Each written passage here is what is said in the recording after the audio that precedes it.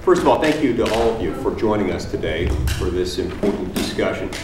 You know, from our earliest days as a nation, we as Americans have been committed to the cause of religious freedom, of religious diversity, of protecting the viewpoints of religious minorities, of people of any and every religious belief and of no religious belief.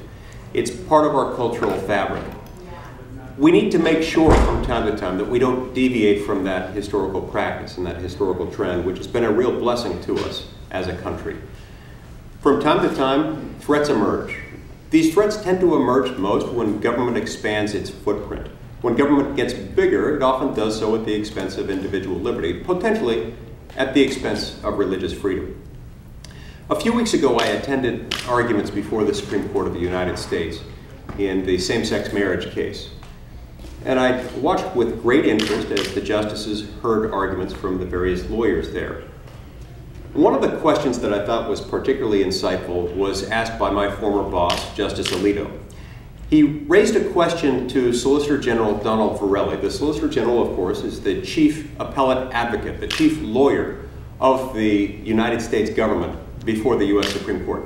Now, Solicitor General Verrilli was there as amicus curiae, or friend of the court, making arguments on behalf of the Obama administration to the court in favor of recognizing a constitutional right to same-sex marriage. Justice Alito raised a question to Solicitor General Verrilli that went something like this. General Verrilli, are you not concerned that if the court recognizes a constitutional right to same-sex marriage, that at some point you could have a move by the government, a move perhaps by the IRS, to revoke the tax-exempt status of any religiously affiliated educational institution on the basis that a religiously affiliated educational institution that did not, for religious reasons, recognize a same-sex marriage would be deemed discriminatory, would be deemed bigoted, and therefore not entitled to tax-exempt status. The response uttered by Solicitor General Verrilli was troubling, to say the very least. He responded by saying, I don't deny that. I don't deny that, Justice Alito. It's going to be an issue. He reiterated this response basically 4 times, that this is going to be an issue, or that he doesn't deny that this is a very real possibility, if not a probability. Now, you contrast that with statements made by President Obama shortly after the Supreme Court issued its opinion in the Windsor case.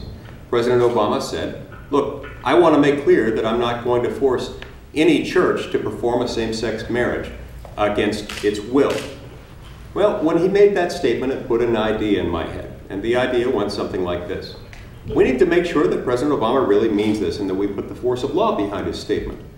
The government ought to not only promise that it's not going to force any church to perform a same-sex marriage against its will, against its own teachings, but we ought to have a guarantee by the government to the American people, to churches, to religious and non-religious people alike, saying that the government won't penalize any religious institution or any religious individual based on a religious belief that that individual or that institution believes that marriage is an institution between a man and a woman.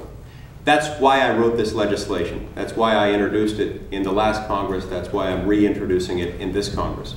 We need it, and we need to draw lines around the power of government, lines that are there to protect the people from the overpowering influence of government, an overpowering influence that can, from time to time, trample on religious freedom.